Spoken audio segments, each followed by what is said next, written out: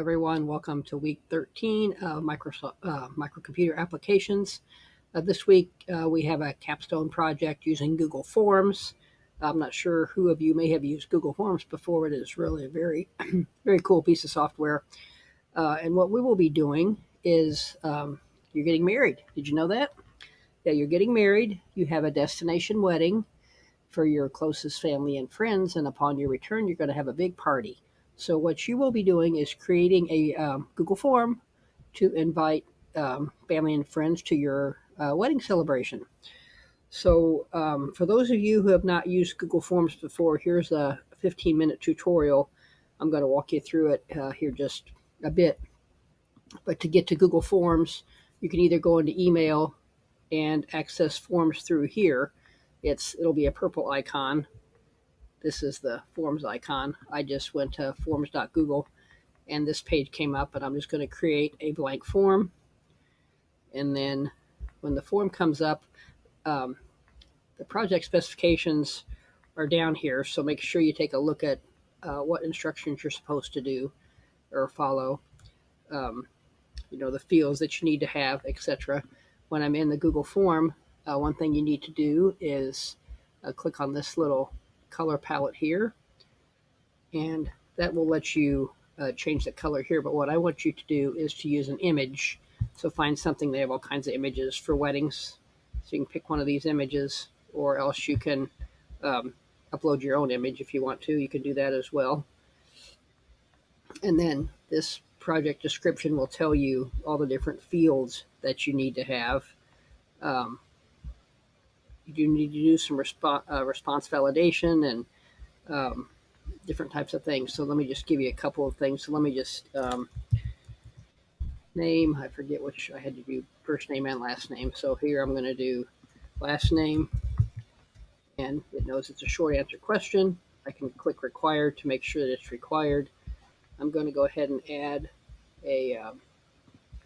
another question. I'm going to do first name. It knows it's short answer, so I don't have to worry about that. I'm going to say that's required. I'm going to add another section, email address. Again, knows it's short answer. I can make it required, and then I can also click here and do response validation and tell it that it is a text field and that it contains an email address. That will make sure that they at least put in an email address. The other field that might be a little tricky is, of course, I need to do address, city, state, zip, all that kind of stuff. But for now, I'm just going to show you the state, and then I'm going to make this a drop-down menu, and then you go in and you put in all 50 states, and it'll show up as a drop-down list versus having a great big long list. So those are a couple of the things that you need to do. I want you to do a multiple choice question for whether or not they need accommodations or without accommodations, make food restrictions a text field, add descriptions to your fields to assist your guests in completing the form. And then I want you to enter 10 records into the form. So once I've got this form set up, I can click on the preview button. It'll show me what my form is going to look like. I need to go back and change this to my wedding invite or whatever, but you fill it out for 10 different people. And then that way, what it will do, it dumps all of that into a spreadsheet. So now if I go into settings, you want to collect their email address, which you can do that as well as have them enter their email address. In this case, you do not want to limit it to one response because you're going to be entering all 10. And then these other ones, whether or not you want to edit after submit, whatever, is fine. But then what it will do is if I go back, let me go back to the form.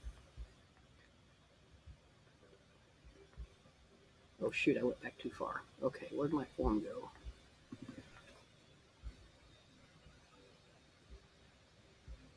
I'm going to say this is,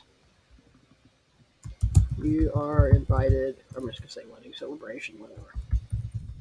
Celebration, I could type, and then all these form fields,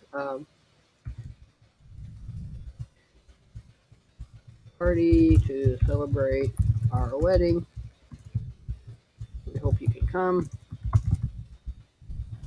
Okay, so that's, and then you can also down here, let's say if I go back, I'm going to add another field for food restrictions, and I can say yes or no. And then I can also come down here and say that's required. I can come down here and say a description and say, please indicate any food restrictions they have. So just, that's how you get to make sure you look at the required, look at the descriptions, those kinds of things. I did not go through this entire project, obviously. I just kind of went through the highlights of it. But there is a rubric. It's worth 45 points. I need to change this date because that'll be Sunday, April 14th. And then just have fun with this project. Most students really do have a good time with this, but Google Forms is such a very cool product. You can do so much with it. You can collect data. You can also do short quizzes if you wanted to. If you noticed when we went into settings, you can do presentations. You can make quizzes and have it graded. There's just so much to do, and it's really a very easy tool to use for any kind of data validation. Now, the other thing you will need to do is go under the settings up here, go to Add Collaborators, and make sure you add me as a collaborator so that I can go in and look at your settings. Otherwise, I can't get to your spreadsheet and the background and all that kind of stuff. So you want to make sure that I'm in here as a collaborator, make sure that I can edit it, and then you don't have to worry about changing anything up here because that's only if you want to make other people can change it. But I do need to be able to have access to it as a collaborator, so don't forget to do that, and then just share it with me, and you should be all set. I hope you enjoyed this project.